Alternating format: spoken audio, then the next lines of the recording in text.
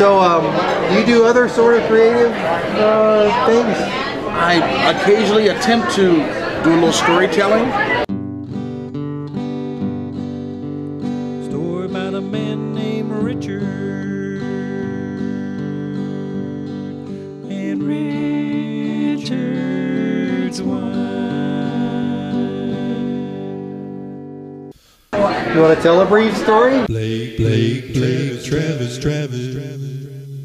Blake, Travis. There was an old man who had a sprawling farm. His wife had passed on some years prior, and now he was getting to the point where he was about to also drift into the great beyond. He had 3 sons, of which he was supposed to give this farm to. However, tradition said you should give it to the eldest son, but the eldest son was wild and rebellious. I think that this grassroots stuff is very important, and it just goes to show you what's going on in the middle of this country. And the second son patterned himself after the first. The third son was so quiet, no one knew who he was even. So one day the father, on his last breath, said to his boys, "My boys, I must give the farm to one of the 3 of you. Tradition says I must give it to the eldest, but you're so wild, I can't give it to you. Second son, you pattern yourself after the first, can't give it to you. And the third, you're so quiet, I don't even know who you are, what you would do."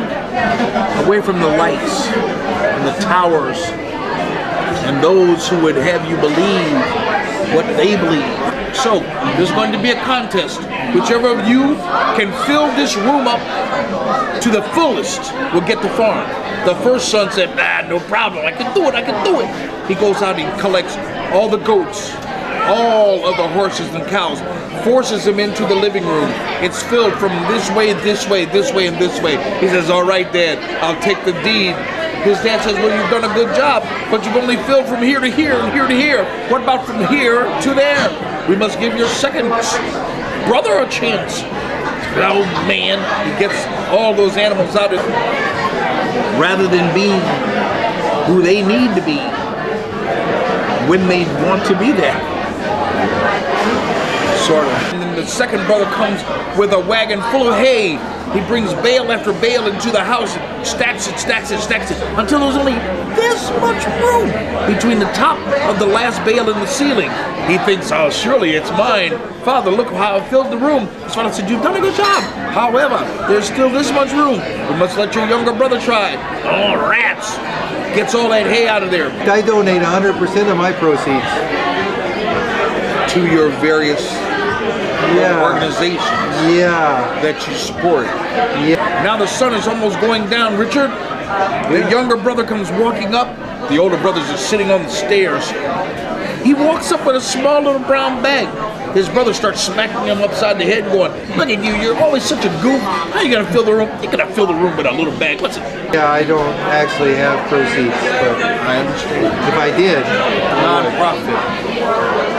I'm definitely not for profit, yeah. He gets past him, he comes in the house, he sets down this little bag, goes inside and gets a small candle, sets it down, pulls out a small match, strikes the match, and lights the candle, and the room is filled with light.